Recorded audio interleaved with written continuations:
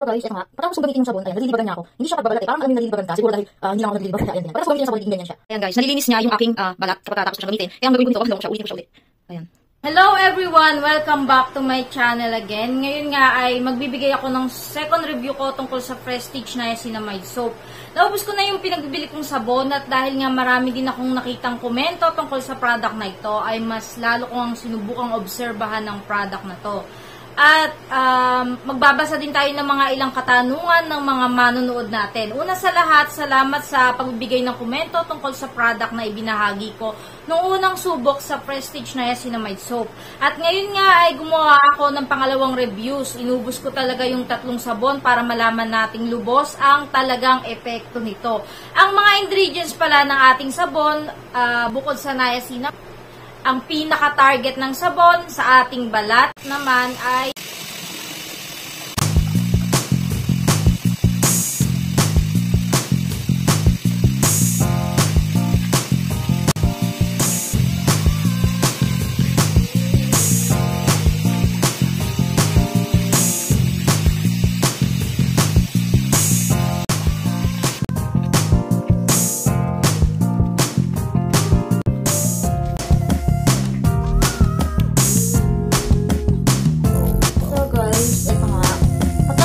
gamitin yung sabon, ayan, nalilibagan niya ako. Hindi siya pagbabalat eh. Parang alam mo yung nalilibagan ka. Siguro dahil hindi lang ako naglilibag. Kaya ayan, ganyan. Pagkatas ko gamitin yung sabon, nagiging ganyan siya. So, unang katanungan, FDA approved po ba? Yes po, FDA approved siya. Good for acne ba? Yes po, good for acne siya. Katulad na lang nito guys, so hindi na nagtuloy yung isa kong tigyawat. Kasi nga binabaran ko siya ng sabon talaga para makita ko din kung effective ba siya sa may mga tigyawat. Ayan. Anong kulay nung sabon? Kasi po yung nabili namin parang may pagka-blue, ganyan daw. Dalawa yung nag-comment sa akin ito eh. Parang iba daw yung nasa akin, kulay black. Yung sabon kasi guys, kulay niya black. Pero pag tinitigan mo siyang maigi, may pagka-blue siya, ganyan. Parang navy blue na parang may pagkatalong, ganyan yung kulay niya. Parang hindi ko maano yung kulay niya. Violet ba, blue, ganyan. Pero para siyang may pagka-blue din, guys. So, yun. Para kasing pag tinitigan, pag hindi mo siya tinitigan maigi, black siya. Pero pag ginagamit mo na siya, tapos mubula na siya sa'yo, yun, makikita mo na parang may pagka-blue nga siya. So, yun.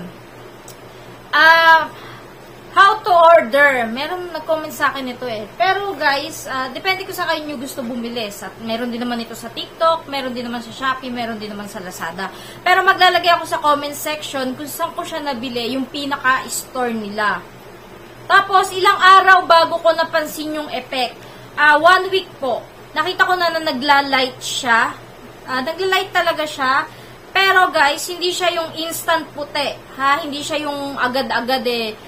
Puputi na yung skin mo. Nagla-light-light lang siya, pero hindi agad-agad. Naubos ko na nga yung 3, pero nakaka-dry ba siya ng pimple? So, may nakita akong ganun na tanong. So, guys, para sa akin, yes, nakaka-dry naman siya. Katulad nga nito, oh. Kung nakita nyo naman, parang lumulubog na yung aking tigyawat. Hindi na nga nagtuloy, sabi ko. Pwede ba siya sa 13 years old? Yes po guys, pwede siya sa 13 years gamitin old. Kahit magbilad sa araw? Yes po, safe siyang gamitin kahit magbilad ka sa araw. Ilang minutes po ba ibababad? 1 minute lang po guys ang pagbababad. Pero sa mukha guys, kung sa mukha nyo gagamitin to, ano na lang kayo, pabulain nyo sa inyong kamay yung sabon. Kapag mubula na tsaka nyo huwag nyo na lang masyadong ibabad sa face nyo. Kasi meron akong nakitang comment na mahapdi daw sa mukha na mula yung kanilang face. Pero kasi guys, hindi ko nga na-experience yung pagiging mahapdi dahil napakamaig lang talaga ng sabon. So, yun guys. Hoy, katatapos. Uy, mag-ano ka, takpan mo dyan mo, mapasukan kang lamig. Mahirapan ka nyo kasi siya. And guys, katatapos niya lang maligo. Madami kasing nagtatanong, sabi, ginagamit mo ba daw talaga yung sabon na ginagamit mo? Kaya ipapakita ko sa kanila guys, dyan sa... lang, tapos wag yung sabon mismo, ilaanin nyo sa face nyo. Kumbaga magpabula lang kayo sa kamay nyo, tsaka nyo dampi-dampi sa inyong face. Tapos yun, banlawan nyo na agad. Tapos, bakit sa akin hindi pumuti? Bakit sa akin mahapde, bakit sa akin nagpula yung face ko, tapos guys, bakit sa akin nagtigyawat ako. So guys, iba-iba kasi yung skin, okay, sa iba, maaring hindi maging okay to. Ganun naman talaga, diba? Minsan, sa iba, okay yung product, pero sa iba, hindi. Ang gawin nyo na lang po, pag ganun yung mga nangyayari, stop nyo na po. Baka hindi siya hiyang sa inyo. Itigil nyo na yung paggamit. Baka hindi okay sa skin nyo. Baka may mga nakahalong ingredients dyan na hindi kaya ng skin niyo. Kaya yun lang po, guys. Magbibigay na rin ako ng second reviews ko tungkol dito. So, tapos na tayo sa, nasagot ko na yung mga tanong. So, guys, yun na nga, magbibigay na rin ako ng second reviews ko dito sa sabon na to. Dahil naubos ko nga yung 3 pakete ng sabon na talaga namang inobserbahan ko kung nakakaputi ba talaga yung product na to. Napansin ko na nakaka-light talaga siya. Pero hindi yung instant na puting-puti ka na agad sa 3 gamitan mo lang ng sabon. Siguro, kailangan lang din talagang ipagpatuloy yung sabon. Maaaring gumamit ka pa ng maraming gamitan ng sabon na to. Dahil nga yung iba talagang nagkiklaim na pumuti sila ng sobra dahil sa sabon. So, yun guys, napansin ko na nakaka-light nga siya, nakaka-glow siya.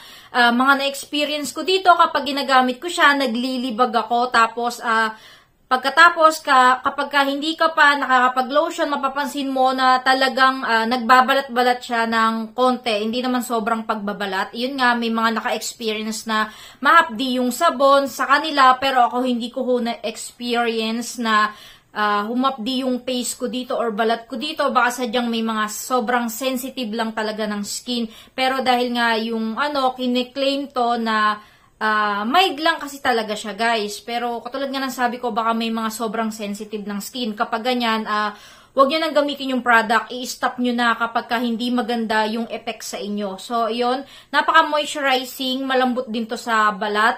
At napakabango ng sabon na to. So, yun lang, guys. Sana nagustuhan nyo yung second reviews natin tungkol sa product na to. Tapos, guys, kung may mga katanungan kayo, mag-comment lang kayo dyan. Sasagutin natin agad yan. Tapos, kung saan ko to nabili, lalagay ko na lang sa comment section, guys. So, yun. Huwag nyo kalimutan mag-subscribe, like, at pakishare na rin po ng video. Thank you!